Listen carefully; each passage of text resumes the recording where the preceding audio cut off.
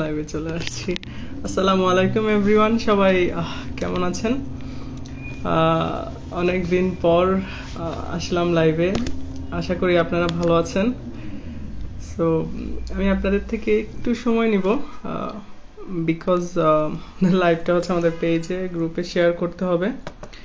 আর একটু ওয়েট করি, সবাই জয়েন হলে কথা বলবো। ইনশাআল্লাহ আমি ভালো আছি। আপনারা নিশ্চয়ই অনেকে দোয়া করেছেন আমার জন্য। আর আমি আসলে ভালো আছি, অনেক ভালো আছি আপনাদের দোয়ায়। তো আপনাদের যদি কোনো প্রশ্ন থাকে অবশ্যই করবেন, সেটা যে কোনো প্রশ্ন হতে পারে, নার্সিং ভর্তি রিলেটেড অথবা যে কোনো প্রশ্ন, নার্সিং লেখাপড়া, অথবা আপনার যদি কোনো অন্য কোয়েশ্চেন থাকে করতে পারেন।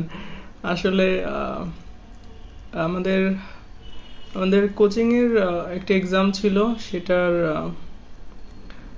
একটু সময় দিতে হয়েছে সেখানে, সেজন্য একটু লেট হয়ে গিয়েছে 10 মিনিট পর। ইটস ওকে, আই থিঙ্ক আপনারা এটা পজিটিভলি নেবেন, আর ক্ষমা করবেন যদি কোনো ভুল ত্রুটি হয়ে থাকে। আর আপনাদের যদি প্রশ্ন থাকে আপনারা জানান, আর আমি একটু ভিডিওটা একটু শেয়ার করছি, আপনারা একটু কানেক্টেড থাকুন। ধন্যবাদ সবাইকে যুক্ত হওয়ার জন্য। আর আপনাদের কি অবস্থা? সাউন্ড ক্লিয়ার কিনা, সবাই শুনতে পাচ্ছেন কিনা অবশ্যই জানাবেন। সাউন্ড কোয়ালিটিটা আসলে অনেক ইম্পর্ট্যান্ট, সো আপনারা ঠিকভাবে শুনতে পাচ্ছেন কিনা সেটা আমাকে জানালে ভালো হবে আমার জন্য, so that I can improve something. ওকে,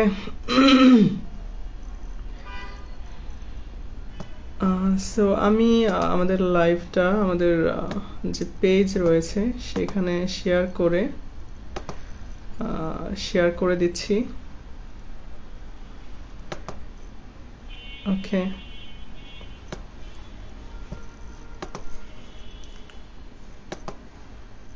অবশ্যই জানা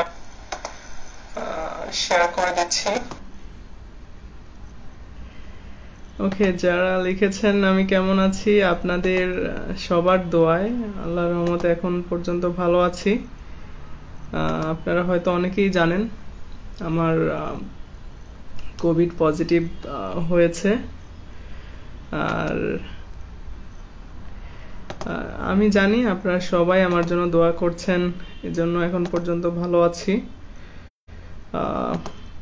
দোয়া করবেন যাতে সব সময় নার্সিং এর ব্যাপারে মানুষকে হেল্প করতে পারি, সামান্য বা বেশি।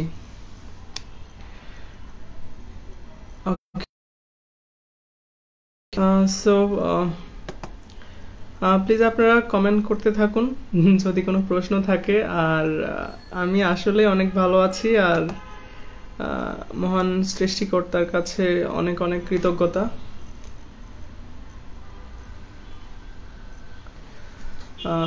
অনেক অনেক কৃতজ্ঞতা। আসলে আমি অনেক ভয় পেয়ে গিয়েছিলাম যে কোভিড হয়েছে, আবার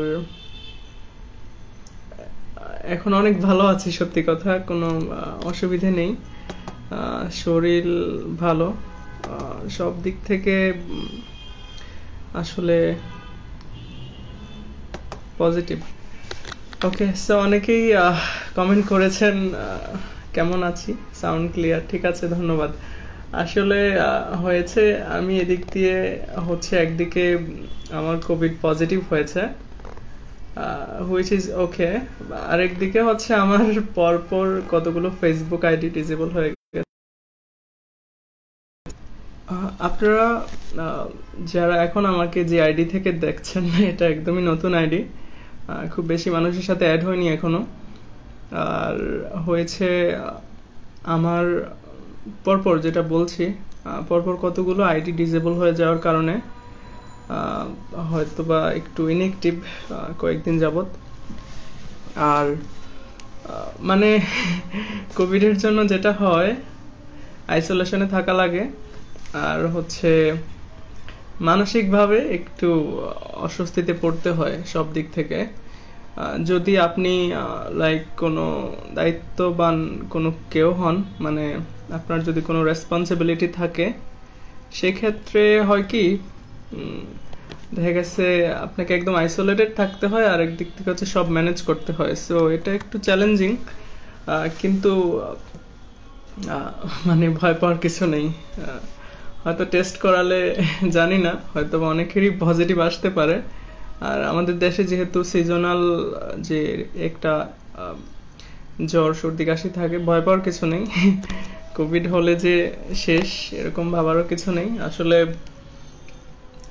রোগ ব্যাধি বা ডিসিজ এগুলো দিয়ে আল্লাহ আমাদেরকে টেস্ট করে যে আসলে আমরা ঠিকঠাক আছে কিনা। ওকে, সো আমাদের সাথে যারা যুক্ত হয়েছেন সবাইকে ধন্যবাদ। আসলে অনেকদিন পর, আর মেইন কথা যেটা বলছিলাম যে আমার আসলে এফবি আইডি ডিসেবল হয়ে যাচ্ছে পরপর, কোনো আইডি টিকেট রাখতে পারছি না। জানি না এই আইডিটা যেটা দিয়ে এখন কথা বলছি এটার স্থায়িত্ব কত দিন বা কত ঘন্টা, নাকি লাইভের মধ্যেই ডিসেবল হয়ে যায় জানি না। তো এটা একটু আশঙ্কাজনক। আমাদের যারা শিক্ষার্থীরা আছেন, যাদেরকে চেষ্টা করি বিভিন্নভাবে ইনফরমেশন দিয়ে হেল্প করার জন্য, আইডি নষ্ট হয়ে যাচ্ছে বারবার। কিভাবে হেল্প করব সেটা নিয়ে খুবই কনফিউশনে আছি। স্পর্শ এল কোস্টা লিখেছেন, আমি কেমন আছি? হ্যাঁ, আমি আল্লাহর রহমতে এখন পর্যন্ত আপনাদের দোয়ায় ভালো রেখেছেন আল্লাহ অনেক। প্রথম একটা সপ্তাহ একটু কষ্টের ছিল। প্রথম 7 দিন একটু বেশি অসুবিধাতে ছিলাম, মানে অনেক জ্বর ছিল, গলা ব্যথা ছিল না, কাশি ছিল, কফ ছিল, একটু শ্বাসকষ্টও ছিল, ডিফিকাল্টি ব্রিদিং ছিল। তো এরপর যেটা হয়, টেস্ট করানোর পরে পজিটিভ আসছে, সেটা মানসিকভাবে একটু আসলে ডিসঅ্যাপয়েন্টিং, মানে অস্বস্তিকর। তো এটা আসলে কার কখন হয়ে যায়, যেহেতু সেকেন্ড ফেজ যেটা শীতের একটা ইয়ার জন্য এটা হচ্ছে, তো এটা আসলে হয়তো এমন হতে পারে আপনি ভুলে কিছু টাচ করেছেন বা কোনো কিছুতে কন্টামিনেশন, মানে কি বলে, কোনো একটা কন্টামিনেটেড প্লেস যেখানে হয়তো ভাইরাসটা ছিল, সেখানে আপনি টাচ করেছেন বা স্মেল নিয়েছেন। সো যে কোনো ভাবে হতে পারে, we don't know, actually we never know এটা কিভাবে হয়ে যায়। কিন্তু আসলে সবচেয়ে ভালো দিকটা হচ্ছে যে এটা হলে হয় কি, প্রথম দিকে একটু মেন্টালি একটু স্ট্রেসে থাকতে হয়, বাট লিটারেলি এটা হচ্ছে আমাদের যে রোগ প্রতিরোধ ক্ষমতা, সেটা হচ্ছে ফাইট করে এগেনস্ট দ্য ভাইরাস। অ্যান্টিজেনটার বিরুদ্ধে আমাদের শরীরের যে রোগ প্রতিরোধ ক্ষমতা আছে সেটা দিয়ে সে অ্যান্টিবডি তৈরি করে এবং ওই ভাইরাসটার থেকে নিজে আমাদেরকে প্রোটেক্ট করে রাখে। সো ভয় পাওয়ার কিছু নেই, আমি ভালো আছি। একটু মানসিকভাবে একটু স্ট্রেসড আউট, মানে একটু চাপে যদিও থাকি বা আছি, কিন্তু ওভারঅল আপনাদের দোয়ায় অনেক ভালো আছি।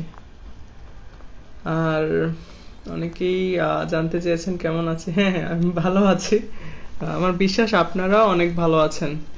সো আপনাদের যদি কোনো প্রশ্ন থাকে আপনারা কমেন্ট করতে পারেন। আর আমাদের অনেক স্টুডেন্টও যুক্ত আছেন, দেখতে পাচ্ছেন অনেক ভালো আছি, একদম চলে আসছি আপনাদের সাথে কথা বলার জন্য। সো কারো যদি কোনো প্রশ্ন থাকে অবশ্যই কমেন্ট করে জানাবেন। আর আমি যদি কোনোভাবে হেল্প করতে পারি, সেটা হতে পারে ইনফরমেশন দিয়ে বা কোনো সাজেশন দিয়ে, I will try my best. So এই আইডিটা একদমই নতুন, আপনারা হয়তো অনেকেই জানেন। আমার পরপর বেশ 4টা আইডি সম্ভবত ডিসেবল হয়েছে। আমি জানি না কিভাবে হচ্ছে, বা কেউ প্রতিহিংসা পরায়ণ হয়ে আমার আইডি রিপোর্ট করে নষ্ট করছে কিনা, বা আমার আহ, আমার চেষ্টা করা ছিল সবগুলো আইডিতেই প্রোটেকশন অর্থাৎ সিকিউরিটি ম্যানেজমেন্ট ছিল, স্ট্রং পাসওয়ার্ড ছিল, টু স্টেপ ভেরিফিকেশন করা ছিল, আইডি লক করাও ছিল, অনেক কিছু অনলিমি করা ছিল, বাট স্টিল ইট হ্যাপেন্ড। ওকে, আসলে জানি না কোভিড যেভাবে পজিটিভ হয়েছে ঠিক একইভাবে যে ফেসবুক কিভাবে ডিসেবল হলো পরপর 4টা আইডি, বা আমি বারবার আইডি খুলছি ফেসবুক থেকে, তাদের যে রোবোটিক বা এআই সিস্টেম সেটা ধরে ফেলছে মেবি যে আসলে একজন লোকের একাধিক আইডি থাকা ঠিক না। কিন্তু আমি যেহেতু গ্রুপে কাজ করি বা বিভিন্ন ইনফরমেশন দেই, পেজ গ্রুপ নার্সিং ভর্তি রিলেটেড বা নার্সিং স্টাডি রিলেটেড, সো যার কারণে এটা হতেই পারে যে কোনো টাইমে। এমনিতে একজনের একাধিক আইডি ইউজ করা ঠিক না, আর রিয়েল নামটা ইউজ করা উচিত। সো আমার বর্তমান আইডি নাম হচ্ছে রুবেল হুসাইন মুন্সি। মুন্সি হচ্ছে আমাদের বংশ যেটা আর কি। সো আসলে একটু এক্সটেন্ড করলাম নামটা, নামের সাথে বংশটা লাগিয়ে দিলাম। সো এটা অনেকের কৌতূহল হতে পারে যে ভাইয়া তো রিয়ামস নামে আমরা চিনি, রুবেল নামে চিনি, মুন্সি। সো এটা অনেকের কাছে ফানি লাগতে পারে। নীল তন্তু অভ্র লিখেছেন, ভাই আপনার জন্য খুব দোয়া রইল বা সামথিং লাইক দ্যাট। ওকে, একজন লিখেছেন তাদের এক্সাম কবে হবে। ওকে, আসলে এক্সামের ব্যাপারটা এখনই বলা যাচ্ছে না।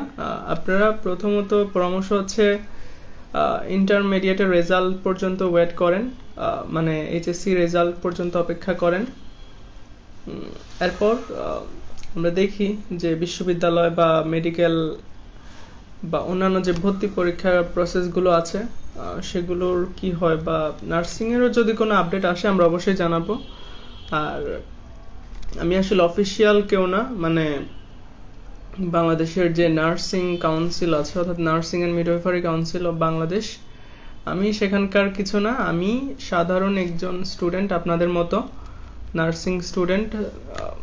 আমিও নার্সিং পড়ছি, একদম শেষের দিকে ইন্টার্নশিপ করছি বর্তমানে। তো কখন হবে এক্সাম সেটা অ্যাকচুয়ালি কেউ বলতে পারবে না, যেহেতু আসলে কোভিডের একটা এফেক্ট রয়ে গেছে। তো এছাড়া আপনার আসলে এটা বলা যাচ্ছে না এক্স্যাক্টলি কখন এক্সাম হবে। So you have to wait up to HSC result. HSC রেজাল্টের পরে আসলে যে কোনো আপডেট এলে আমরা অবশ্যই গ্রুপে জানাবো। ওকে, সো আমার বিএসসি ইন নার্সিং কমপ্লিট এর একদম শেষের দিকে, আমার ইন্টার্নশিপটা বাকি আছে। ইন্টার্নশিপের পরে হচ্ছে আমাদেরকে একটা এক্সাম দিতে হয়, সেটা হচ্ছে আমরা লাইসেন্সিং এক্সাম বলি, বাট সেটা অ্যাকচুয়ালি সেটা হচ্ছে আপনার কম্প্রিহেন্সিভ এক্সাম। সো সেইটাতে পাশ করলে পরে নার্স হওয়া যায়, মানে নার্স হিসাবে পরিচয় দেওয়া যায় বা নার্স হিসাবে জব করা যায়। এই বছর জিপি এর উপর মার্ক থাকবে কিনা সেটা একদমই বলতে পারছি না, যেহেতু অটো পাস, সো এটা সার্কুলারে উল্লেখ থাকবে। কিন্তু বিগত বছরে অর্থাৎ গত বছরে জিপি এর উপরে 50 মার্ক ছিল, এসএসসি তে 20 এবং এইচএসসি তে 30। তো এই বছর এটা থাকবে কিনা সেটার কোনো যদি আপডেট আসে আমরা অবশ্যই আপনাদেরকে জানাবো। আপনারা গ্রুপের পোস্টগুলো রেগুলার দেখবেন এবং পসিবল হলে আমাদের মেসেঞ্জার গ্রুপে অ্যাড হয়ে যাবেন। আমাদের নার্সিং ভর্তির মেসেঞ্জার গ্রুপ আছে এবং নার্সিং স্টুডেন্টদের জন্য মেসেঞ্জার গ্রুপ আছে, সেখানে আমরা বিভিন্নভাবে শিক্ষার্থীদেরকে হেল্প করে থাকি। ভাইয়া এবার নাকি ছেলেদের 20% কোটা হতে পারে, তো এটার আসলে ওইরকম কোনো ট্রাস্টেবল সোর্স আমি এখনো পাইনি। যদি আপডেট আসে আমরা অবশ্যই আপনাদেরকে জানাবো। এমনিতে ছেলেদের প্রত্যেকটা কলেজে 10% করে সিট থাকে। সো সেক্ষেত্রে যদি কোনো আপডেট আসে, যদি 20% হয় সেটা আমরা অবশ্যই আপনাদেরকে জানাবো। আপাতত কোনো আপডেট নেই।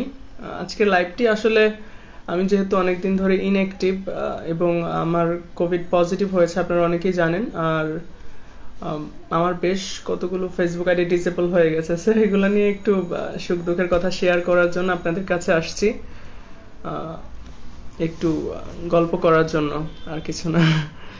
ওকে, সেকেন্ড টাইম আমাদের জন্য কোনো নেগেটিভ মার্কিং নেই, ভয় পাওয়ার কোনো কারণ নেই। আর নার্সিং ভর্তি পরীক্ষাতেও কোনো নেগেটিভ মার্কিং বিগত সালগুলোতে ছিল না। যদি আপডেট আসে সেটা সার্কুলারে পাবলিশ করা থাকবে, আর আমরা আপনাদেরকে জানাবো। সো হ্যাঁ, এই তো শাহজাদি মিমু লিখেছেন, ভাইয়া আমি ঢাকা থাকি, আমার জেলা হচ্ছে ব্রাহ্মণবাড়িয়া, আমাকে কি তাহলে ব্রাহ্মণবাড়িয়া দিতে হবে জেলা নাকি কোথায়? ওকে, ফার্স্ট চয়েসের কথা বলছেন। ওকে, সো আসলে আপনাদের জন্য সাজেশন হচ্ছে আসলে কোথায় ফার্স্ট চয়েস দিবেন, কোথায় সেকেন্ড চয়েস দিবেন। 10টা চয়েস দেওয়া যায়, এটা একান্তই আপনার ব্যক্তিগত ব্যাপার। তবে এখানে মেইন ব্যাপারটা যেটা, সেটা হচ্ছে আপনার স্কোরের উপর ডিপেন্ড করে আপনি কোথায় চান্স পাবেন। এখানে দুইটা ইনফরমেশন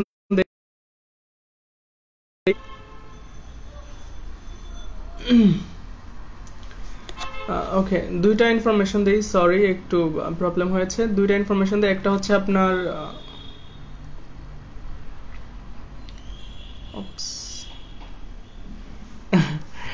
ওকে, সো একটা হচ্ছে 60% স্টুডেন্ট হচ্ছে জাতীয় মেধায় চান্স পাবে। 60% তো বোঝেন, 60% স্টুডেন্ট জাতীয় মেধায় চান্স পাবে। আর ওকে, বেটার। ওকে, 60% স্টুডেন্ট জাতীয় মেধায় চান্স পাবে, আর 40% স্টুডেন্ট জেলা কোটাতে চান্স পাবে। তো 60%-এর মধ্যে কারা চান্স পাবে? যাদের স্কোর অনেক বেশি, অর্থাৎ ধরেন যারা 100-তে 80 আপ পায়, বা 78 বা 79 বা 80 আপ পায়, তারা এমনিতেই আসলে বেশি মার্ক পেয়ে তাদের পছন্দ মতো ইনস্টিটিউটে 10টার যে কোনো একটাতে চান্স পেয়ে যাবে। আর রেস্ট অফ দ্য 40%, অর্থাৎ বাকি 40% স্টুডেন্ট কোথায় চান্স পাবে? তো এটা হচ্ছে প্রত্যেকটা জেলার জন্য বিএসসিতে আমি একটা পোস্ট করেছিলাম জেলা কোঠা নিয়ে, আপনারা সেটা পড়ে নিবেন। আমি তারপরেও সেটা সংক্ষেপটা বলছি। সো বিএসসিতে হচ্ছে আপনার 1200 সিট আছে। তো 1200-কে হচ্ছে আপনি যদি 64টা জেলা দিয়ে ভাগ করেন, কত আসে? আমি একটু ক্যালকুলেশন করে দেখি, একটু সাথেই থাকুন। ক্যালকুলেটর, ওকে। সো আমরা কি করব এখন? আমরা বিএসসির ক্ষেত্রে বলছি 1200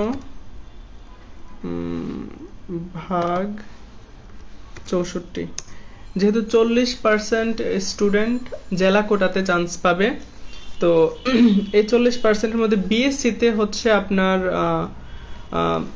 1200 সিট আছে যেহেতু, তো 64টা জেলা, তো আমরা 1200-কে 64 দিয়ে যদি ভাগ করি তাহলে 18.75, মানে 19, প্রায় 19টা। অর্থাৎ প্রতিটা জেলা থেকে বিএসসিতে 19 জন করে, সরি এখানে একটু মিস্টেক হয়েছে, আমাদেরকে আগে বের করতে হবে 1200 সিটের 40% কত। তো 1200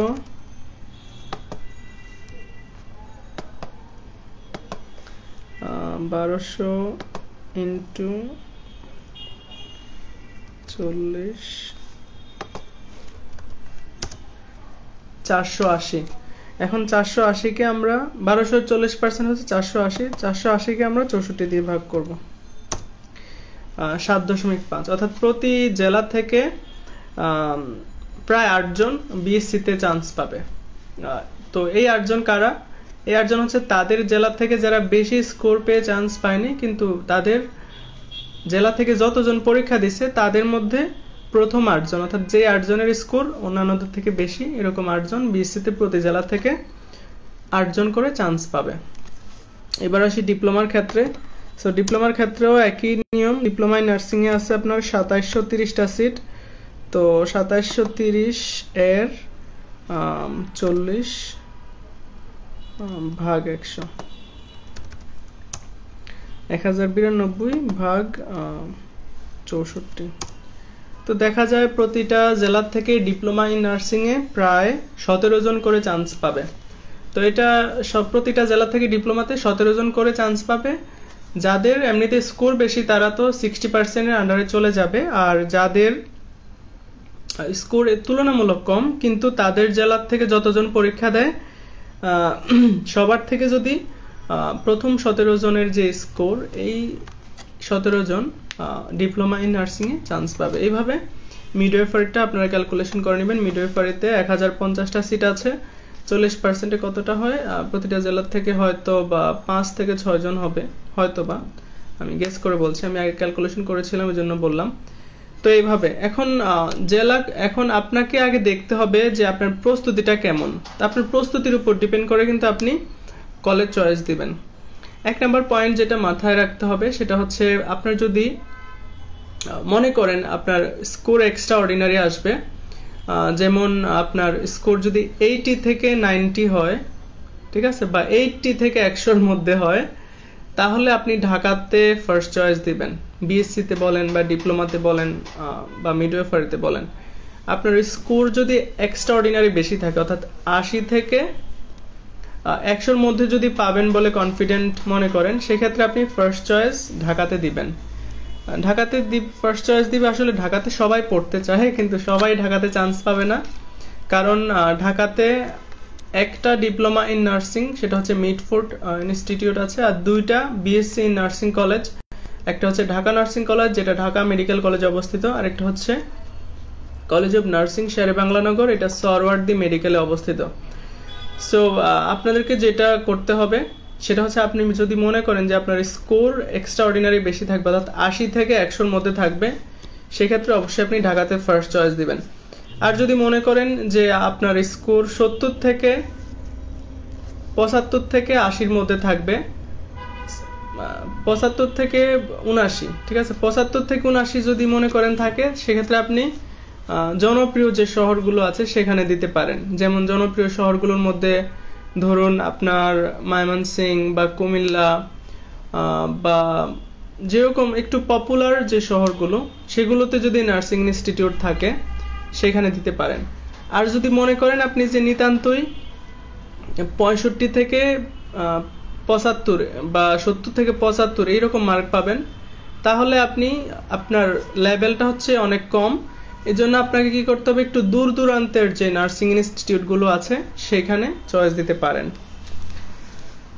আর আপনার জেলাতে যদি কোনো ইনস্টিটিউট থাকে, আপনি যদি মনে করেন আপনার জেলাতে আপনি পড়তে চান, সেই ক্ষেত্রে, এবং আপনার জেলাতে যদি ইনস্টিটিউট থাকে বা কলেজ থাকে, সেক্ষেত্রে আপনার জেলাতে ফার্স্ট চয়েস দিতে পারেন। তো আশা করি আপনাদের কাছে ব্যাপারটা ক্লিয়ার হয়েছে। আর যদিও এখনো না বুঝে থাকেন, আপনারা কমেন্ট করে জানান। ওকে, বেসরকারি মোহাম্মদ রাজ্জাক লিখেছেন বেসরকারি নার্সিং কলেজগুলো ভালো হবে। হ্যাঁ, আমরা শীঘ্রই কিছু লিস্ট দেব, তবে ভালো কোনটা 1 নাম্বার কোনটা 2 নাম্বার এরকম কোনো লিস্ট নেই, তবে ঢাকার মধ্যে যেগুলো ভালো সেগুলোর লিস্ট আপনাদেরকে দেওয়া হবে।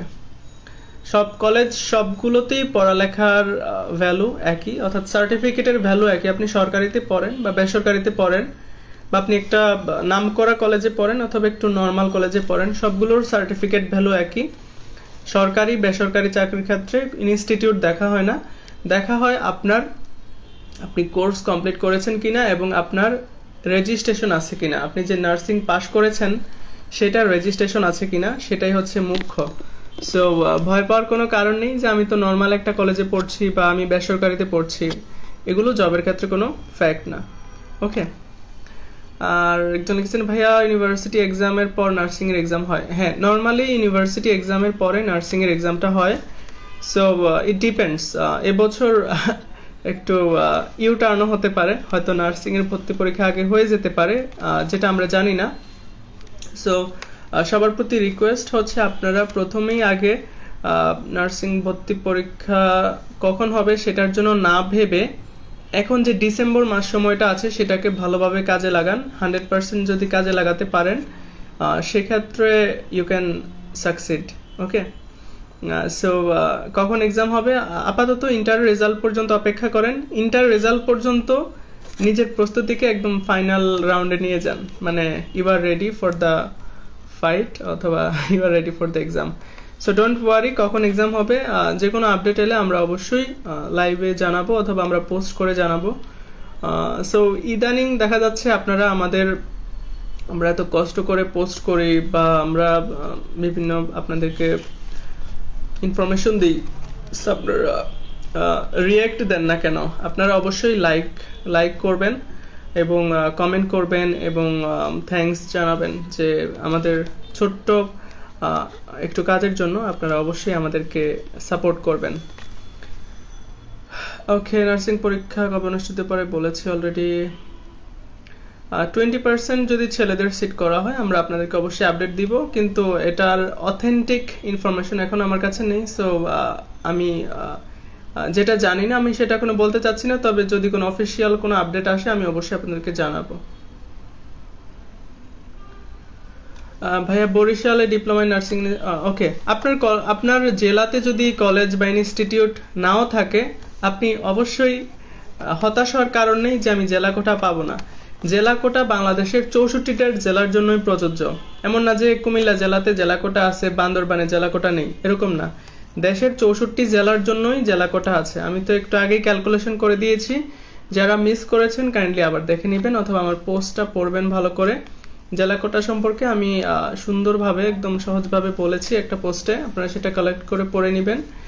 আর এটা আমার একদমই নতুন আইডি। আপনি যদি আমার পরিচিত হয়ে থাকেন বা নার্সিং রিলেটেড কোনো যদি হেল্প প্রয়োজন মনে করেন আমাকে মেসেঞ্জারে নক করতে পারেন। আমাদের স্টাডি গ্রুপ আছে ভর্তি প্রস্তুতির, এবং নার্সিং স্টুডেন্টও যদি কেউ হয়ে থাকেন নক করতে পারেন। আমাদের নার্সিং স্টুডেন্টদের জন্য মেসেঞ্জার গ্রুপ আছে, সেখানে ছেলে এবং মেয়ে আলাদা আলাদা গ্রুপ আছে। সো সেফটি সিকিউরিটি নিয়ে ইনশাল্লাহ কোনো প্রবলেম নেই, আপনারা জয়েন করতে পারেন আমাদের সাথে। ওকে, সব জেলার জন্যই জেলা কোটা প্রযোজ্য, সব জেলাতেই জেলা কোটা আছে। ভাই আমার জেলা ময়মনসিংহ, আমি গাজীপুরে থাকি। ওকে, নো প্রবলেম, আমি ময়মনসিংহ জেলা। আরেকটা ব্যাপার হচ্ছে আপনি যেখানেই থাকেন আপনি 8টা কেন্দ্রে নার্সিং ভর্তি পরীক্ষা হয় নর্মালি, বিগত সালগুলোতে এরকমই ছিল। সো 8টা কেন্দ্রে আপনি যে কোনো একটা কেন্দ্রেই পরীক্ষা দিতে পারবেন। আপনি চাইলে ঢাকাতে দিতে পারেন বা চট্টগ্রাম দিতে পারেন, অর্থাৎ আপনার সহজ যেখানে হয় আপনি সেখানে এক্সাম দেবেন। আপনি কোথায় এক্সাম দিবেন সেটার সাথে আপনার চান্স পাওয়ার কোনো সম্পর্ক নেই। আপনি ইচ্ছে করলে বরিশাল সেন্টারও এক্সাম দিতে পারেন অথবা ঢাকাতে এক্সাম দিতে পারেন, এটা একান্ত আপনার নিজের ইচ্ছা।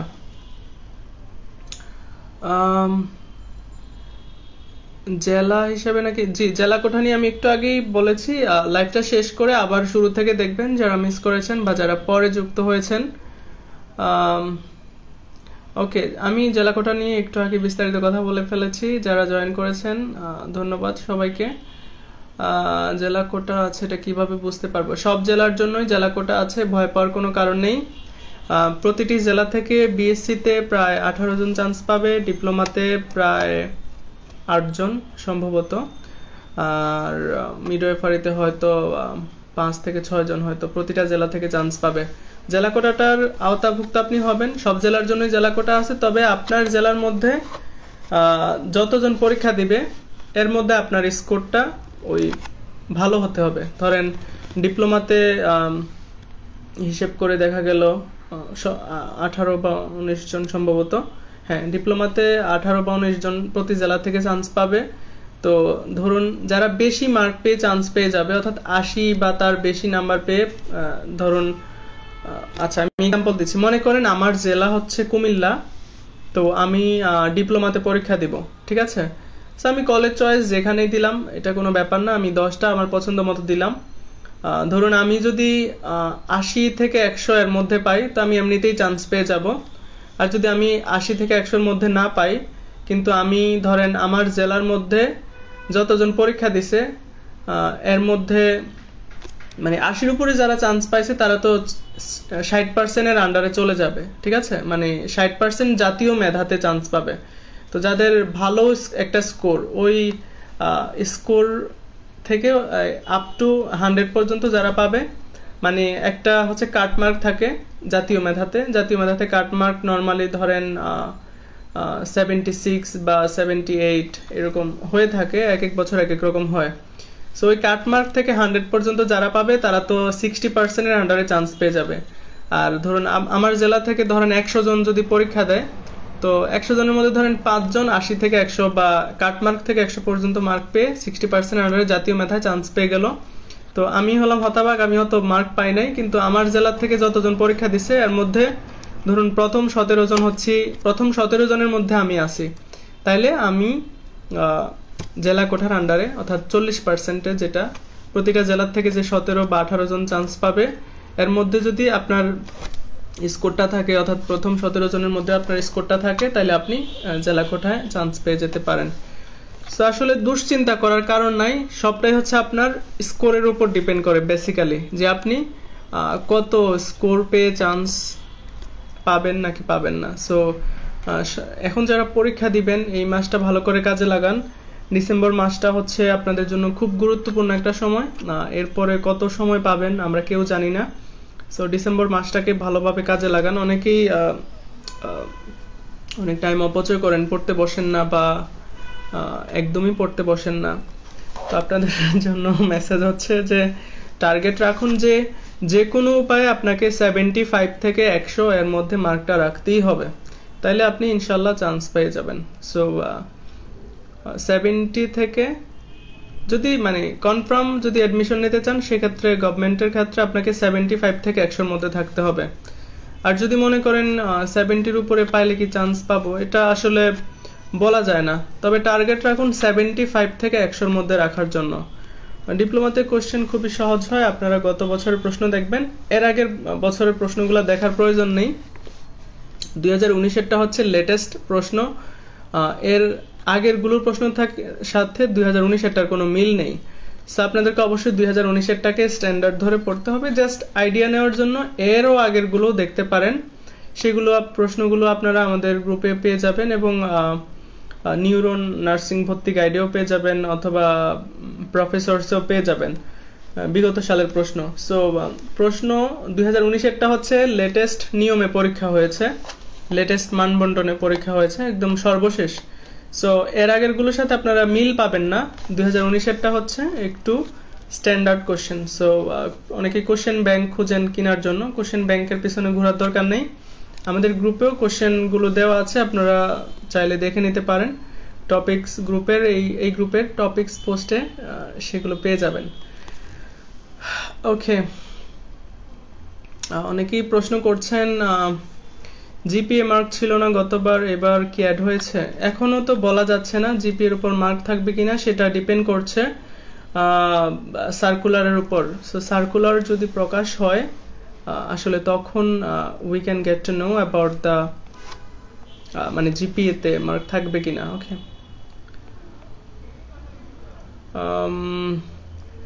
ইমন নিশু লিখেছেন আপনি জিপিএ সহ মোট কত নম্বর পেয়েছিলেন? আচ্ছা, আমার তো পড়াশোনা প্রায় শেষের দিকে, আমি ইন্টার্নশিপ করছি বর্তমানে। আমাদের সময় আপনাদের থেকে আলাদা সিস্টেম ছিল। আমি একটি বেসরকারি প্রতিষ্ঠানে পড়ছি, IUBAT, এখানে বিএসসি নার্সিং পড়ছি। সো আমাদের সময় অত নিয়ম ছিল না। এখন যেরকম আগে গভর্নমেন্ট পরীক্ষা দিয়ে, অর্থাৎ সরকারি নার্সিং ভর্তি পরীক্ষা দিয়ে আপনাকে 40 বা তার বেশি নম্বর পেলেই আপনি বেসরকারিতে পড়তে পারবেন, কিন্তু 2018 এর আগে এই নিয়ম ছিল না। অর্থাৎ আমি ভর্তি হয়েছি 2016 সালে। আমি এমনিতে নার্সিং ভর্তি পরীক্ষা দিয়েছিলাম, কিন্তু এখানে একটু প্রবলেমের কারণে আমি গভর্নমেন্টে হয়নি।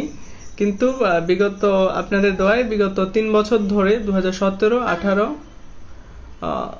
17 অল্প, 18, 19, 17, 18, 19 এই 3 বছর ধরে আমি শিক্ষার্থীদেরকে নার্সিং ভর্তির ব্যাপারে ইনফরমেশন দিয়ে আসছি, এবং আমাদের গ্রুপে আপনাদের সকলের সাপোর্টে এখন 50K মেম্বার, অর্থাৎ 50,000 স্টুডেন্ট আছেন।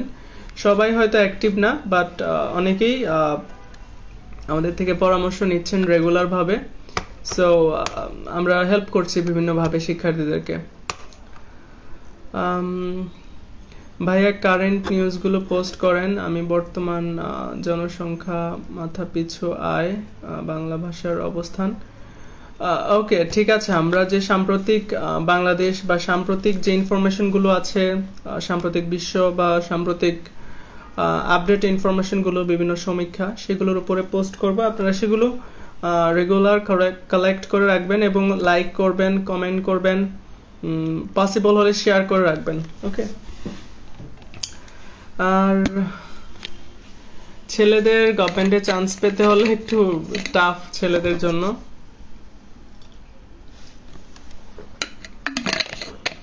যেহেতু 10% সিট, তো ছেলেদের গভর্নমেন্টে এবং প্রাইভেটে দুই জায়গাতেই চান্স পাওয়া অনেক টাফ। সো টার্গেট রাখতে হবে গভর্নমেন্টের জন্য, আপনাকে 80 আপ মার্ক রাখতে হবে, 80-র উপরে মার্ক রাখতে হবে, দেন আশা করা যায়। আর প্রাইভেটের ক্ষেত্রে অবশ্যই ছেলে এবং মেয়ে সবাইকেই 40-এর উপরে মার্ক পেতে হবে। আপনি যদি 40-এর উপরে মার্ক পান, দেন আপনি যে কোনো বেসরকারিতে চাইলে ভর্তি হতে পারবেন। ওকে।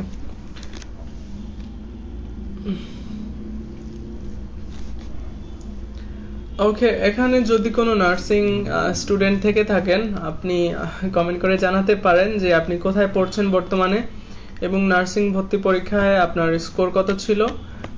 দেন আমি এটা শিক্ষার্থীদের সাথে শেয়ার করব, যেহেতু বেশিরভাগ স্টুডেন্ট এখন যারা লাইভে আছে, আমি বিশ্বাস যে বেশিরভাগ স্টুডেন্ট তারা এবছর নার্সিং ভর্তি পরীক্ষায় অংশগ্রহণ করবে। সো যদি কোনো নার্সিং শিক্ষার্থী থেকে থাকেন, আপনারা অবশ্যই জানাবেন আপনার স্কোর এবং কোথায় পড়ছেন। সো আমরা এটা শিক্ষার্থীদের সাথে শেয়ার করে দিব। ওয়েল,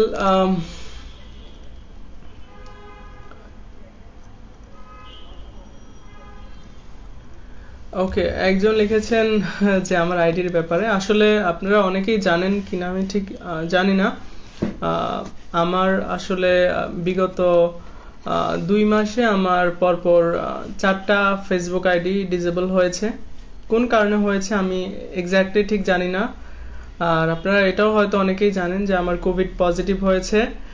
সো আমি আইসোলেশনে আছি এখন, সেফলি থাকার চেষ্টা করছি এবং ডাক্তারের পরামর্শ মেনে চলার চেষ্টা করছি। আল্লাহর রহমতে আপনাদের সবার দোয়ায় আমার শরীর অনেক ভালো, কোনো সিমটম নেই। তো আমার এখনো 15 দিন হয়নি পজিটিভ আসার পর থেকে। সো আমি 15তম দিনে অথবা 22তম দিনে আমাকে আরেকটা টেস্ট করাতে হবে।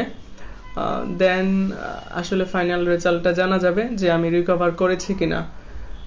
আদারওয়াইজ আমার সবকিছু খুব ভালো চলছে, কোনো জ্বর নেই এখন পর্যন্ত। এবং প্রথম দিকে জ্বর হয়েছিল, অনেকেই হয়তো জানেন। সো এটা হলে হয় কি, মানসিকভাবে একটু স্ট্রেসে থাকতে হয় আর আইসোলেশনে থাকতে হয়। সো ভয় পাওয়ার কোনো কারণ নেই। It's okay that anyone can have a positive result.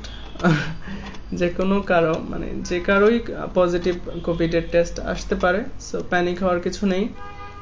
আমাদের রোগ প্রতিরোধ ক্ষমতা সেটার জন্য ফাইট করে এবং ম্যাক্সিমাম ক্ষেত্রেই সবাই রিকভার করে ফেলতে পারে।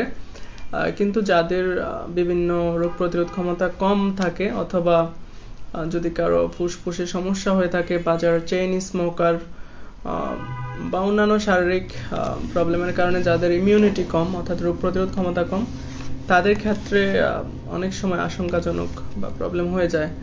সো দোয়া করবেন সবাই যেন সুস্থ থাকতে পারি এবং আপনাদেরকে হেল্প করতে পারি যে কোনোভাবে। সো আমি নেক্সট লাইভে যখন আসব তখন আপনাদের জন্য কিছু সাজেশন নিয়ে আসব।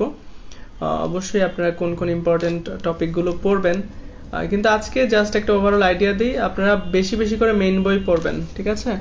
যারা বিএসসিতে পরীক্ষা দিবেন, আপনারা 9-10-এর ফিজিক্স, কেমিস্ট্রি, বায়োলজি 10-10-10 30 মার্ক আসবে সেখান থেকে।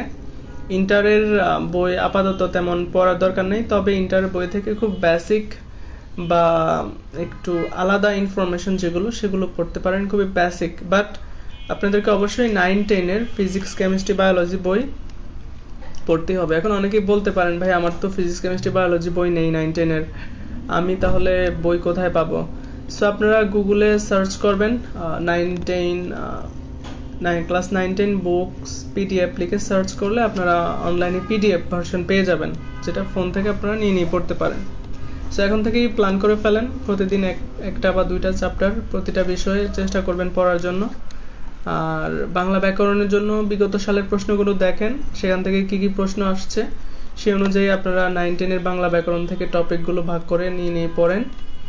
আর ইংলিশ গ্রামারের ক্ষেত্রে একই পরামর্শ, আপনাদের কাছে যে গ্রামার বই আছে, বিএসসি এবং ডিপ্লোমা দুজনের কথাই বলছি, সো আপনাদেরকে অবশ্যই ইংলিশের ক্ষেত্রে বিগত সালের প্রশ্নগুলো দেখে টপিক বাছাই করেন। ম্যাক্সিমাম ক্ষেত্রে দেখা যায় যে সিনোনিম অ্যান্টোনিম আসে, স্পেলিং আসে, আর্টিকেল থেকে প্রশ্ন থাকেই, প্রিপোজিশন থেকে প্রশ্ন থাকেই, তারপর ভয়েস চেঞ্জ থাকে, ন্যারেশনও মাঝে মাঝে থাকে।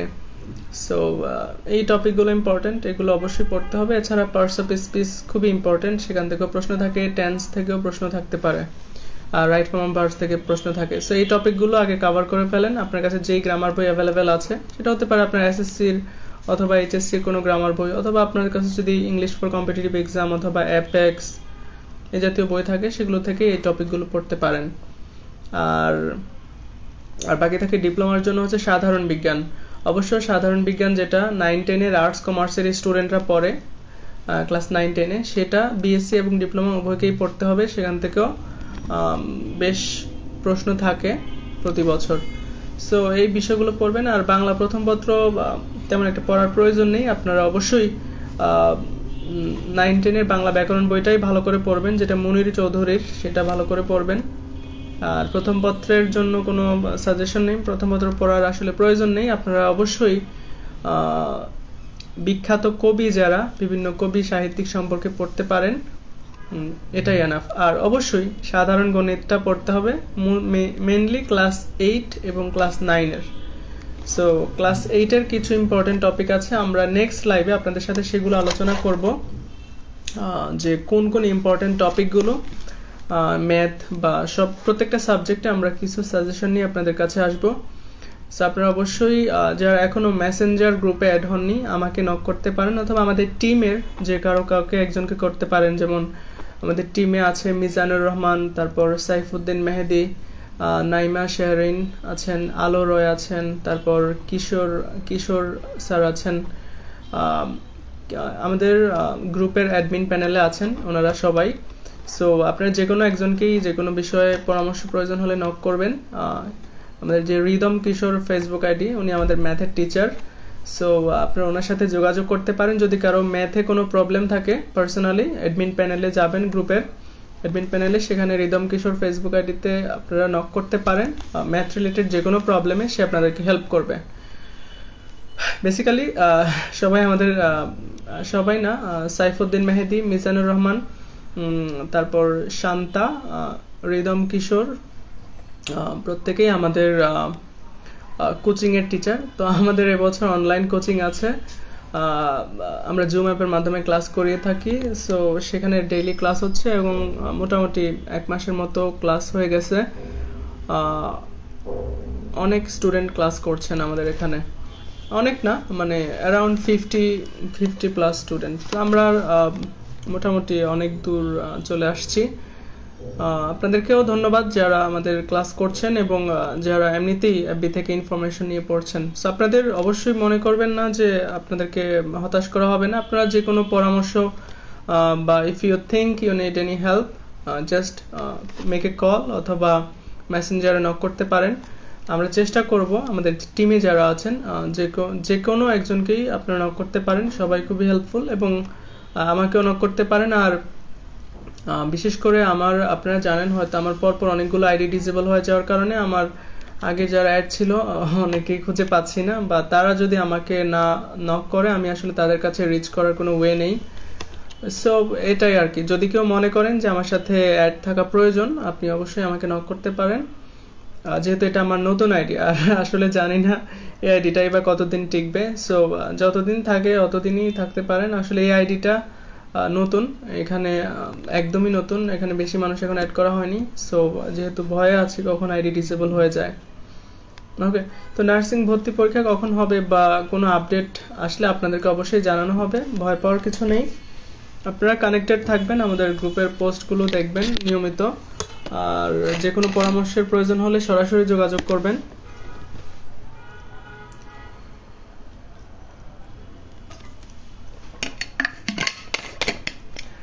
আমি কমেন্টে ফিরে যাই।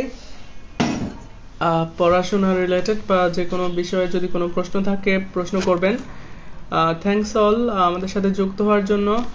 এখনও 30+ স্টুডেন্ট আমাদের সাথে যুক্ত আছেন। ইটস ওকে দ্যাট আমি অনেক হ্যাপি, আপনারা সবাই আমার জন্য দোয়া করেছেন। আসলে কোভিড যেটা বলছিলাম যে কোভিড যে কোনো সময় যে কোনো কারো হতে পারে, সো প্যানিক হওয়ার কিছু নেই। যদি ইফ ইউ ফিল দ্যাট তোমার অনেক হাই ফিভার বা তোমার শ্বাস নিতে কষ্ট হচ্ছে বা তুমি গ্রান্ট পাচ্ছ না, সেক্ষেত্রে if possible do a test. যদি সম্ভব হয় টেস্ট করে নিতে পারেন, আর যদি টেস্ট না করেন একটু চেষ্টা করবেন আইসোলেটেড থাকার জন্য, যেহেতু এটা মানে সংক্রামক, একজন থেকে আরেকজনের কাছে চলে যেতে পারে যে কোনোভাবে, যে কোনো কিছু টাচের মাধ্যমে, বা একটা তুমি স্নিজিং নিছো মানে একটা হাঁচি দিয়েছো, সেক্ষেত্রে তোমার আশেপাশে যদি কেউ থাকে he or she can be infected. So be careful about this and try to like frequently wash your hands, মানে বারবার হাত ধুবেন। মোস্ট ইম্পর্টেন্টলি মাস্ক ব্যবহার করবেন। অনেকে মাস্ক হচ্ছে ইয়ে করে নিচে নামিয়ে রাখে, সো ডোন্ট ডু দ্যাট। আর যখন মাস্ক খুলবেন তখন এক সাইড থেকে এভাবে খুলে, এভাবে ইয়ে করে খুলে একটা নির্দিষ্ট প্লেসে ফেলে দিবেন। সো যত্রতত্র মাস্ক ফেলা ঠিক না আসলে। যদি কেউ বাই চান্স পজিটিভ থাকে এবং সে যদি মাস্কটা এখানে সেখানে ফেলায়, so the virus can be spread. Okay, virus হচ্ছে বিভিন্ন জায়গাতে স্প্রেড হয়ে যেতে পারে। সো এই নিয়মগুলো মেনে চলবেন। আর ড্রিঙ্ক প্ল্যান্টি অফ ওয়াটার, প্রচুর পানি পান করেন, যেহেতু ইট অ্যাকচুয়ালি রিয়েলি নিডেড। ওকে, সেটা খুবই ইম্পর্টেন্ট আমাদের শরীরের জন্য। Always try to stay hydrated, অর্থাৎ বেশি পানি পান করতে হবে। আসলে আমাদের প্রচুর পরিমাণ পানি দরকার শরীরের জন্য, যেহেতু আমাদের শরীরে অনেকগুলো সিস্টেম আছে যারা কোলাবোরেটিভলি কাজ করছে আমাদের শরীরটাকে সুস্থ রাখার জন্য। সো সবগুলো সিস্টেম রান করার জন্য we need plenty of water. Okay, এরই মধ্যে অনেকেই প্রশ্ন করেছেন ভাইয়া এখন ভর্তি হতে পারবো কি? জি, আপনি ভর্তি হতে পারবেন কিনা সেটা আপনার এসএসসি এইচএসসি পাশের সাল এবং রেজাল্ট ঠিক থাকলে অবশ্যই ভর্তি পরীক্ষা অংশগ্রহণ করতে পারবেন। আর ভর্তি পরীক্ষার এখনো কোনো সার্কুলার প্রকাশিত হয়নি। সার্কুলার যদি প্রকাশিত হয় আমরা অবশ্যই পোস্ট করে আপনাদেরকে জানাবো। সো ডোন্ট ওয়ারি, কখন ভর্তি হবেন বা এখন প্রস্তুতি নিতে থাকেন যে বিষয়গুলোর কথা বললাম। আপনি যদি ইতিমধ্যেই জয়েন করে থাকেন, লাইভটি শেষ হলে আবার শুরু থেকে দেখবেন, অনেক প্রয়োজনীয় ইনফরমেশনগুলো পেয়ে যাবেন। ওকে, অনলাইন কোচিং আমাদের ক্লাস চলছে।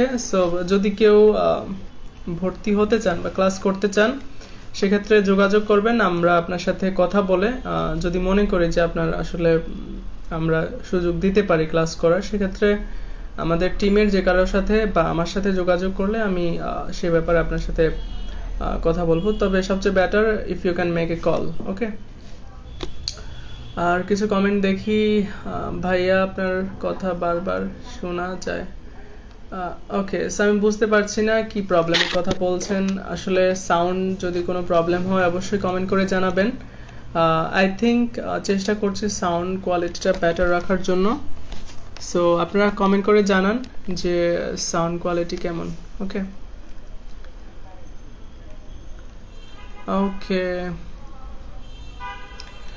ওকে অনেকেই বলছেন রিকোয়েস্ট দিয়েছেন। আসলে আমি হুট করেই একদিনে অনেকগুলো রিকোয়েস্ট অ্যাকসেপ্ট করছি না, ডেইলি হয়তো 5টা বা 6টা, কারণ নতুন আইডি তো অনেকেই অ্যাড ছিলেন, নার্সিং শিক্ষার্থী এবং নার্সিং ভর্তি পরীক্ষা দিতে চায় যারা।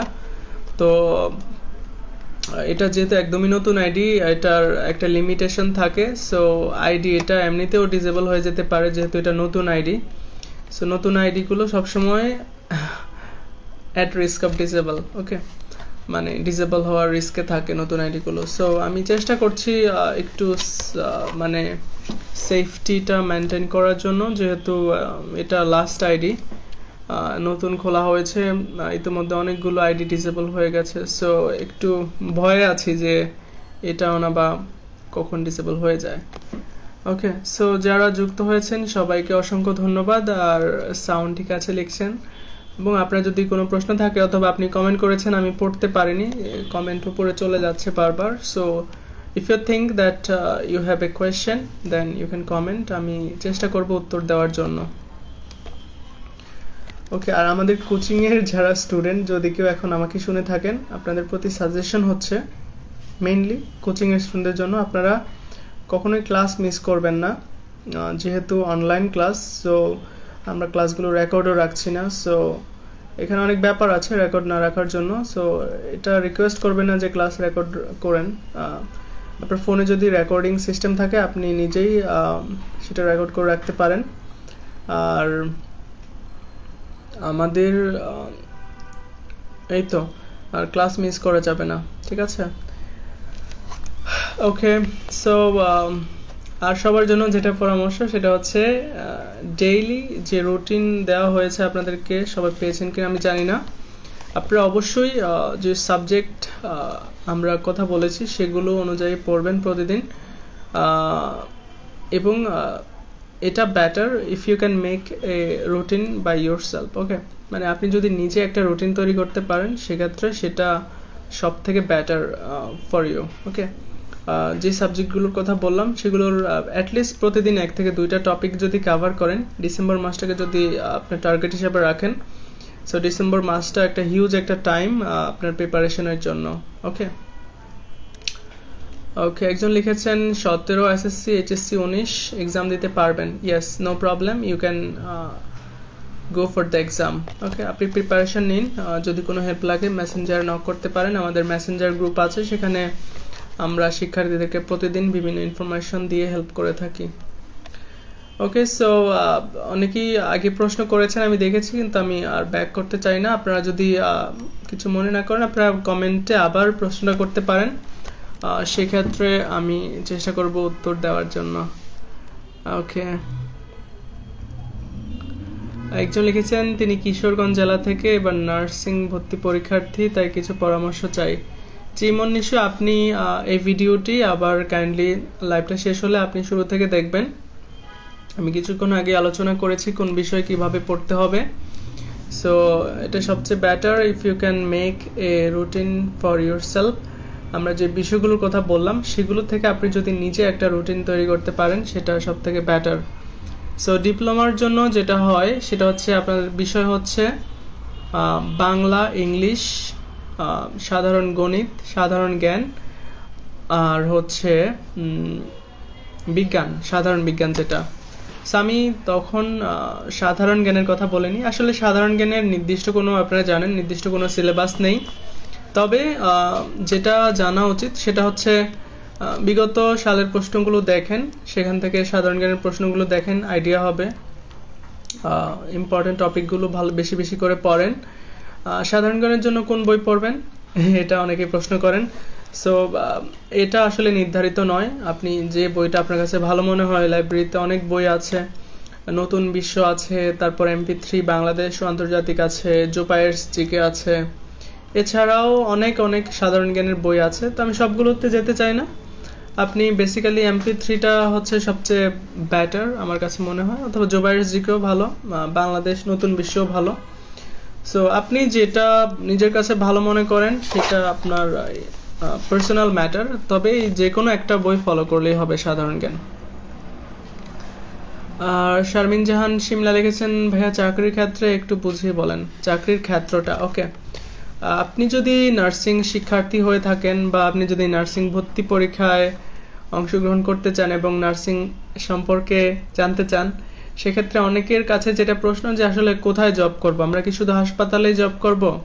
Not like that. হ্যাঁ, শুধু হাসপাতালেই নয়, আপনি প্রথমেই হচ্ছে আপনি রেজিস্টার্ড, অর্থাৎ আপনি প্রথমেই যেটা জানতে হবে সেটা হচ্ছে আপনি নার্সিং কোর্স কমপ্লিট করতে হবে, যে কোনো একটা কোর্স। যেমন আপনি যদি বিএসসি হয়ে থাকেন অথবা সায়েন্সের হয়ে থাকেন, আপনি বিএসসি ইন নার্সিংটা কমপ্লিট করতে হবে।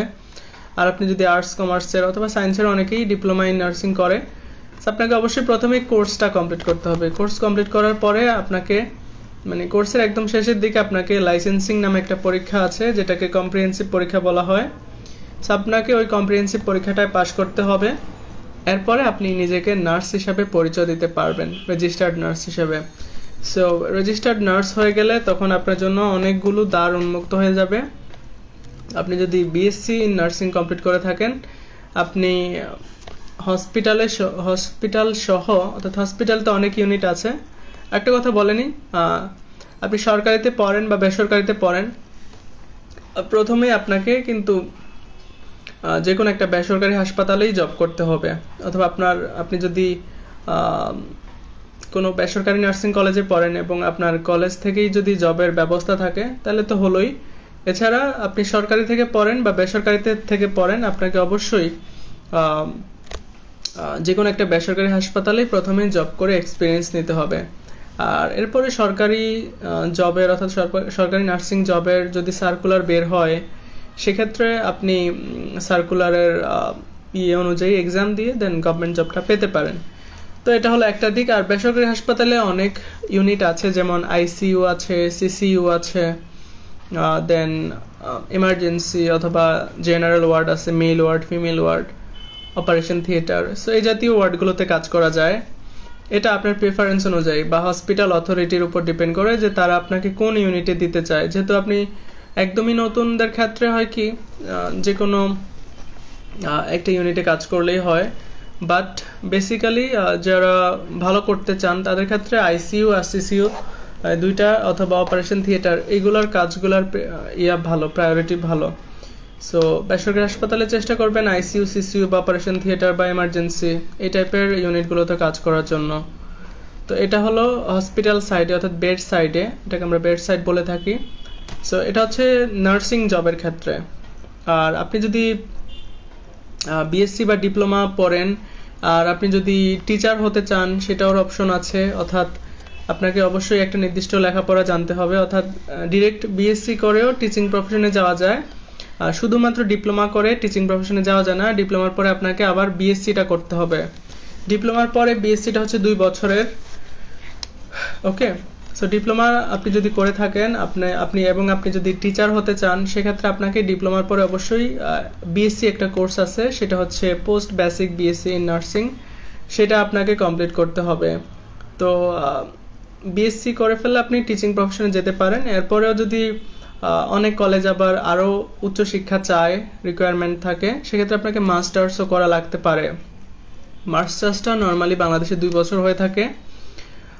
তো এটা আছে, মাস্টার্স যদি করেন আপনি এমনিতেই টিচিং প্রফেশনে যেতে পারবেন। এছাড়া আপনি যদি 4 বছরের যে বিএসসি আছে, আপনি যদি ডিরেক্ট সেটা পড়েন, সেক্ষেত্রে আপনি ব্যাংক, বিসিএস এ অংশগ্রহণ করতে পারবেন, ব্যাংকে জব করতে পারবেন যদি চান, অথবা যে কোনো কোম্পানিতে, বেসরকারি প্রতিষ্ঠানে, যেমন অনার্স, যেহেতু বিএসসি নার্সিংটা হচ্ছে অনার্সের সমমান। সো অনার্স একজন শিক্ষার্থী বিশ্ববিদ্যালয়ে বা ন্যাশনালে পড়ে অথবা বিএসসি করে যে জব করতে পারে, আপনি বিএসসি নার্সিং পড়েও সব জবের জন্য অ্যাপ্লাই করতে পারবেন। আর যারা ডিপ্লোমা করছেন, হতাশ হওয়ার কিছু নেই, আপনারা নার্সিং সাইটে কাজ করতে পারবেন প্রথমত, এবং টিচিং প্রফেশনে কাজ করতে পারেন। এরপরে আপনি যদি চান আপনি অন্যদিকেও শিফট করতে পারেন। এবার আসি উচ্চশিক্ষার ক্ষেত্রে।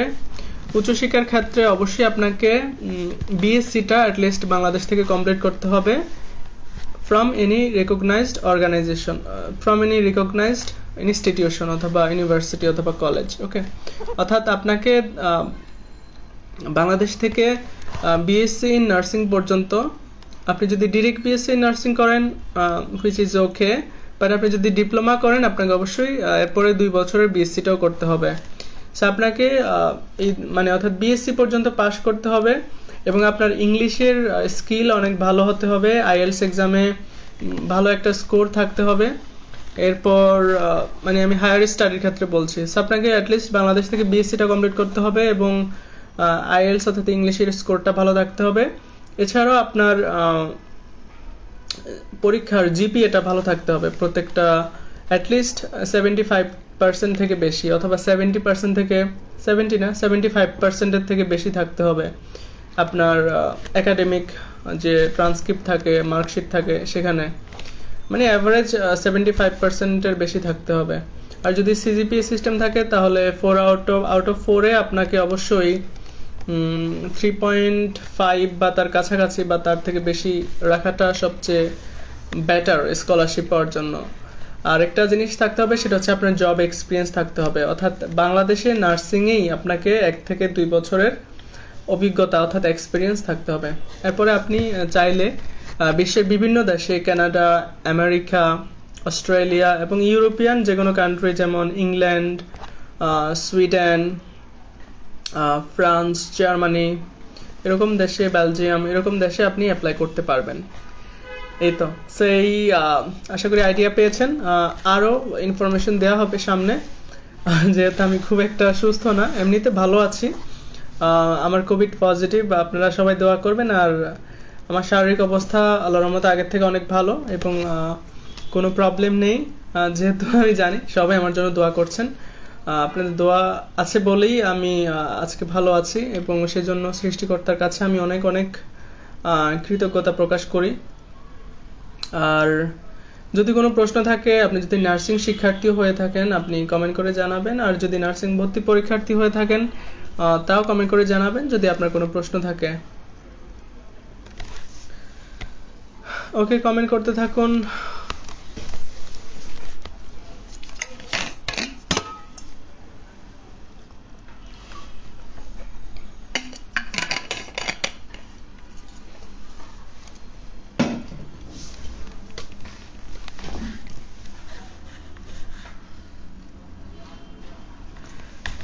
আচ্ছা, ওকে, একজন লিখেছেন রোকেয়া, তিনি আমাদের সাথে যুক্ত হয়েছেন। তিনি গ্রামীণ ক্যালেডোনিয়ান কলেজ অফ নার্সিং এ পড়ছেন। তিনি ডিপ্লোমা ইন নার্সিং এ পড়ছেন বর্তমানে। তিনি গতবার পরীক্ষা দিয়ে তিনি কিন্তু 67 পেয়েও গভর্নমেন্টে চান্স পাননি। সো দেখুন, 67 স্কোর কিন্তু কম নয়। সো আমরা যদি দেখি অ্যাভারেজ 72, 73 বা তার বেশি নম্বর পাইলে হচ্ছে চান্স পাওয়া যায়, এবং কলেজ চয়েসটা যদি পারফেক্ট ভাবে দেওয়া থাকে।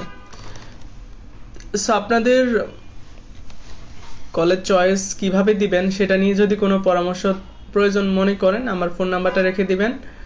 আমার ফোন নাম্বার হচ্ছে 01866074200। এই নাম্বারটা আসলে আমি সবার জন্য উন্মুক্ত করে রাখি সবসময়, যারা নার্সিং ভর্তি পরামর্শ চায় তাদেরকে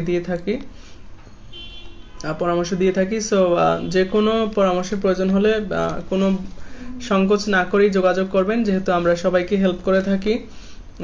সো আমি আবারও বলছি 01866074200। এটা হচ্ছে আমাদের হেল্পলাইন নাম্বার, এখানে যোগাযোগ করতে পারেন। অনেক সময় ফোন ধরতে পারি না যদিও ব্যস্ততা বা অন্যান্য কাজের জন্য। সো চেষ্টা করবেন অন্য একটা টাইমে কল দেওয়ার জন্য।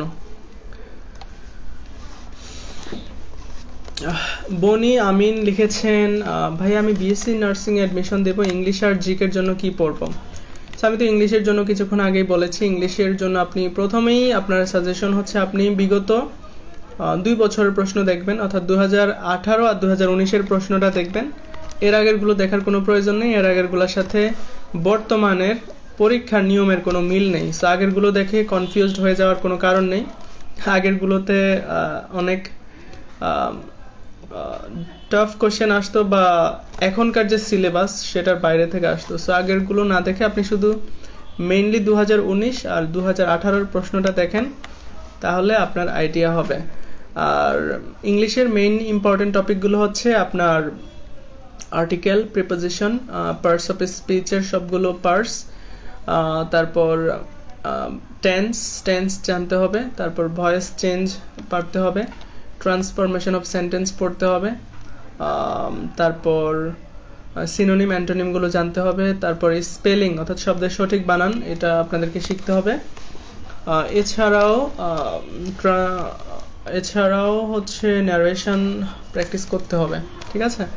সো এই ইম্পর্টেন্ট টপিকগুলো যদি প্র্যাকটিস করেন ইংলিশে ভালো করতে পারেন। আর সাধারণ জ্ঞানের আসলে নির্ধারিত কোনো সিলেবাস নেই, তবে আপনি সাম্প্রতিক বাংলাদেশের মুক্তিযুদ্ধ, বঙ্গবন্ধু শেখ মুজিবুর রহমান, মাননীয় প্রধানমন্ত্রী শেখ হাসিনা সম্পর্কে যে পুরস্কারগুলো আছে, এছাড়া বাংলাদেশের বিভিন্ন সম্পদ যেমন চা শিল্প বা আমাদের যে এক্সপোর্ট ইম্পোর্টের যে শিল্পগুলো আছে যেমন পোশাক শিল্প, চিংড়ি মাছ, সে জাতীয় যে অর্থনৈতিক আমাদের যে চাবিকাঠি সেগুলো সম্পর্কে পড়তে পারেন।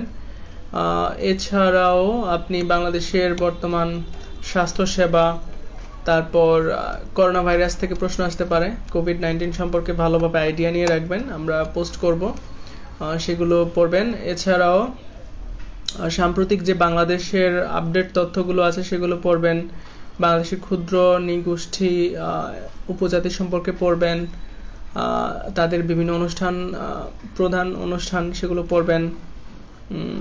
এই তো এইগুলো মেইনলি পড়তে হবে। এছাড়াও আমরা নেক্সট লাইভে হচ্ছে সাজেশন নিয়ে আপনাদের সামনে হাজির হব। সো ডোন্ট ওয়ারি, সাজেশন নিয়ে আমরা আলাদা একটা লাইভ করব, সেখানে শুধু সাজেশন থাকবে। আমি নেক্সট লাইভে কখন আসব আগে পোস্ট করে জানিয়ে দেওয়া হবে। আপনারা চেষ্টা করবেন জয়েন হওয়ার জন্য নেক্সট লাইভে। আর যারা পরে যুক্ত হয়েছেন আপনারা প্রথম থেকে যদি ভিডিওটা আবার দেখেন তাহলে সব আইডিয়া পেয়ে যাবেন। যেহেতু আমি অনেক কথা বলছি, অনেক গল্প করছি, আমার আসলে শরীর ঠিক আছে কিন্তু আসলে বেশি কথা বলতে পারি না।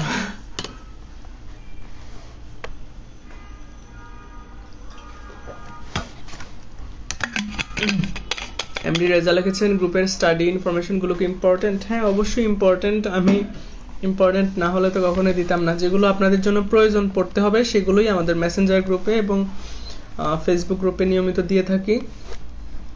So no problem about that.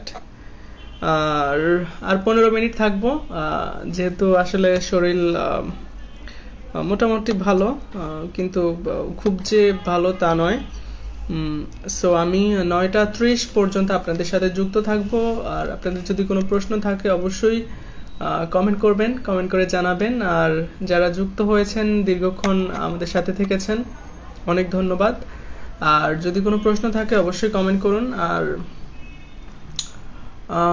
একজন কাজী রাকিব উদ্দিন, আমি কিছুক্ষণ আগেই নার্সিং ক্যারিয়ার সম্পর্কে আলোচনা করেছি, কাইন্ডলি ভিডিওটা মাঝখান থেকে দেখে নেবেন। আর ডিপ্লোমা করে কি হেলথ চাকরি করা যাবে? যে ডিপ্লোমা ইন নার্সিং করেও আপনি সব দিকেই জব করতে পারবেন, হসপিটাল সহ। এবং আপনি যদি এরপরে বিএসসিটাও করেন সেটা আপনার জন্য আরো অ্যাডভান্টেজ নিয়ে আসবে আপনার জন্য। ওকে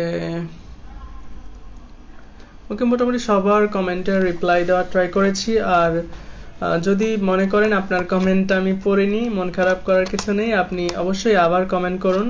আমি যেহেতু দেখতে পাইনি সেজন্য হয়তো বলতেও পারিনি। সো চেষ্টা করবেন, যদি মিস করে যাই আবার কমেন্ট করবেন, তাহলে আমি চেষ্টা করবো উত্তর দেওয়ার জন্য। আর 10-12 মিনিট থাকবো, 9:30 আমার লাইভ শেষ হবে। সো এর মধ্যে যদি আপনাদের প্রশ্ন থাকে অবশ্যই কমেন্ট করবেন।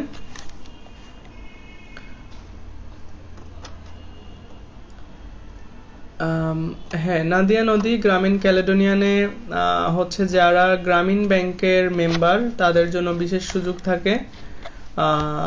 আমরা হচ্ছে আপনাদের সাথে পরবর্তীতে বিস্তারিত আলোচনা করব বেসরকারি নার্সিং কলেজ বা ইনস্টিটিউট, অর্থাৎ বিএসসি বা ডিপ্লোমার জন্য কোন বেসরকারি কলেজগুলো ভালো সেগুলো নিয়ে আমরা পরবর্তী লাইভে আলোচনা করব। সো পরবর্তী লাইভে অবশ্যই কানেক্টেড থাকবেন। আর এই মুহূর্তে যারা আমাদের লাইভ দেখছেন আপনারা যদি মনে করেন আমাদের মেসেঞ্জার গ্রুপে অ্যাড হবেন, সেক্ষেত্রে আমাকে নক করতে পারেন, আমি অ্যাড করে দিব আমাদের মেসেঞ্জার গ্রুপে। আর অথবা আমাদের টিমের যে কোনো একজনকে নক করলেও সে আপনাকে অ্যাড করে দিবে। আমাদের টিমে যারা আছেন আপনারা অ্যাডমিন প্যানেল চেক করবেন, সেখানে দেওয়া আছে, আপনারা অবশ্যই তাদের সাথে যোগাযোগ করবেন। ওয়েল, আজকে অনেক কথা বলে ফেলেছি আপনাদের সাথে। সো আমার জন্য দোয়া করবেন। আমি এখন ভালো আছি, শরীর অনেকটা ভালো, ইমপ্রুভ হচ্ছে আস্তে আস্তে, এবং সেজন্যই অনেকদিন পরে আপনাদের সাথে কিছু মনের কথা, প্রাণের কথা শেয়ার করতে চলে আসছি। আর নার্সিং রিলেটেড কিছু কথাবার্তা বলেছি।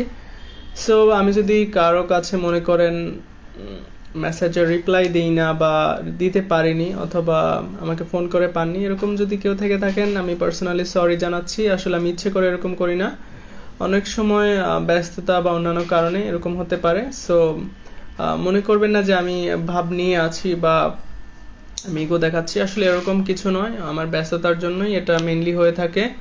সো ভুল বুঝবেন না দয়া করে। আর আসলে হয়েছে আমার পরপর 4টা আইডি ডিসেবল হয়েছে, সেজন্য আমি একটু স্ট্রেসড। এছাড়া সব ঠিক আছে। আপনারা যে কোনো পরামর্শ, নার্সিং ভর্তি পরীক্ষা রিলেটেড যদি কোনো পরামর্শের প্রয়োজন মনে করেন অবশ্যই নক করবেন। আমি চেষ্টা করব আপনাকে বিশেষভাবে হেল্প করার জন্য। আগের পোস্টগুলো পাবেন না, এগুলো শেয়ার করে রাখতে হবে, কারণ আমার আইডি ডিসেবল হয়ে গেছে, সব পোস্ট রিমুভ হয়ে গেছে, ফেসবুক থেকেই রিমুভ হয়ে গেছে অটোমেটিকভাবে।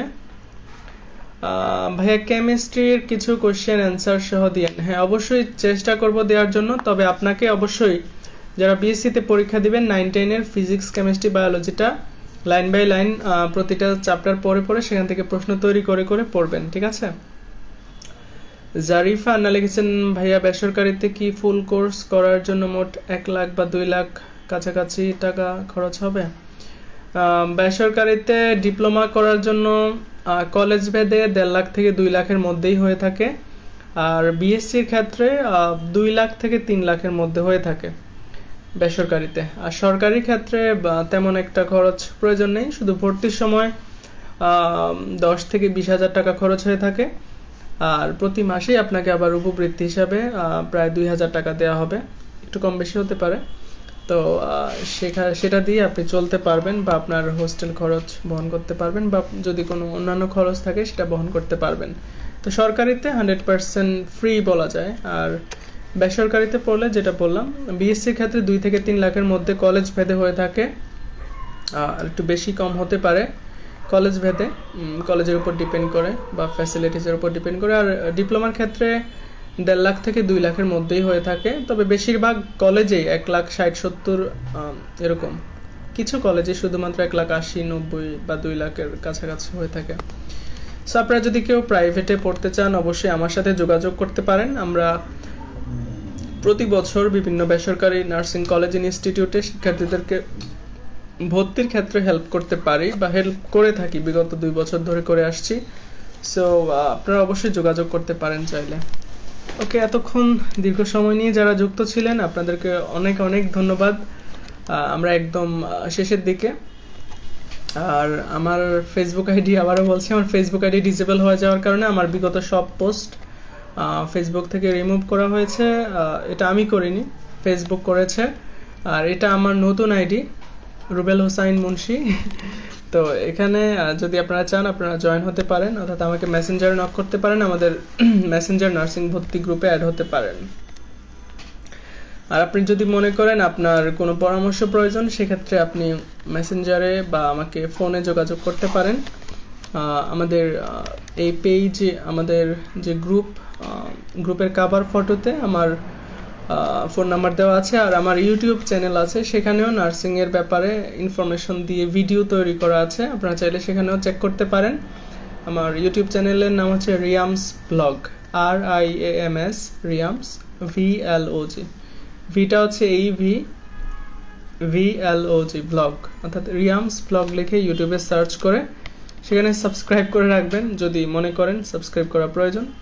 দেন আপনি রেগুলার যদি কোনো আপডেট দিই সেগুলো পেয়ে যাবেন। ধন্যবাদ সবাইকে যুক্ত হওয়ার জন্য। আমরা একদম শেষের দিকে, আর যদি কারো প্রশ্ন থাকে কমেন্ট করতে পারেন, যেহেতু আমরা একদমই শেষের দিকে।